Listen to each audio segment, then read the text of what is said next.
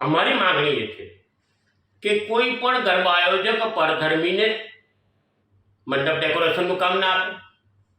બીજા નંબરની માગણી એ છે કે અત્યારે જે પાસ વિતરણ ચાલુ થયું છે તે આધાર કાર્ડ ચેક કરીને આપવામાં આવે.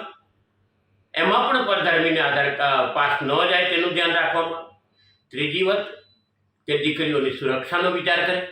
અને ચોથી બહુ મહત્વની વાત કે ગરબાની અંદર આવતા દરેકને તિલક કરવામાં આવે. આ ચાર વસ્તુ પછી પાછળથી બહાના નહીં ચાલે.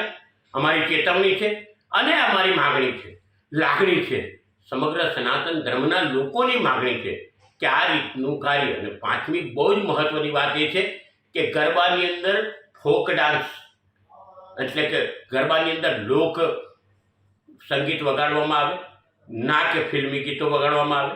વિભત્સતા ન પીરસાય તેનું ખાસ ધ્યાન રાખતો આ વિનંતી છે.